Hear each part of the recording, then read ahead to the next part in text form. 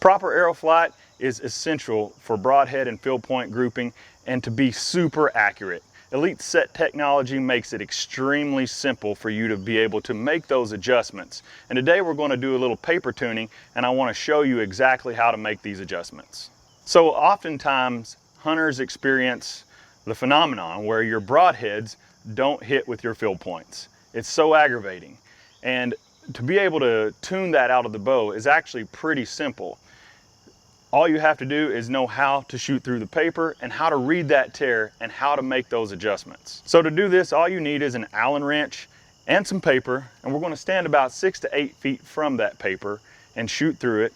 And it's very important that you're honest with yourself and make a really good shot. If the shot you shoot feels like you could have done a little bit better, then you probably need to shoot it again and make sure you get consistent tears through the paper before you start making any adjustments. So we're going to shoot some arrows through the paper. Like I said, I'm standing about 6 feet or so from the paper. And we're just going to read how this arrow flies through it.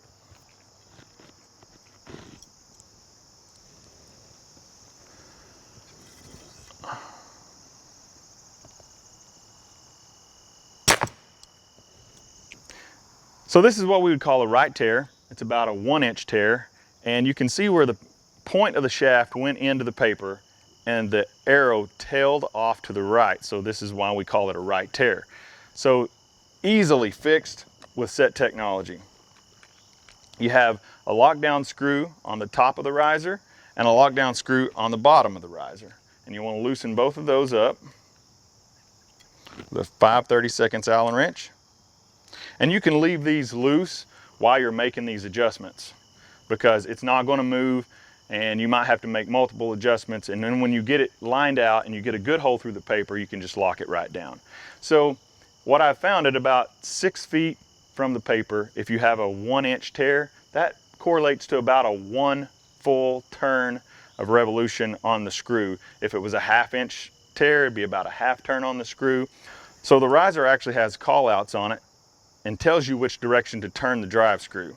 So this is a right tear, so it says tail right, and I'm going to turn it 1 full turn. Do the exact same thing on the bottom. That's a clockwise turn for a right tear. And I'm going to leave that unlocked, and we're going to shoot another arrow.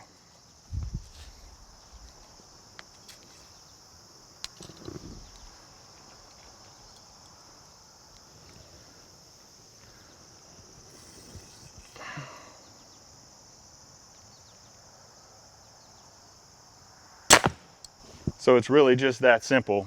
So this is a perfect bullet hole. And what that means is the arrow is penetrating the paper, the fletching is following it perfectly behind it.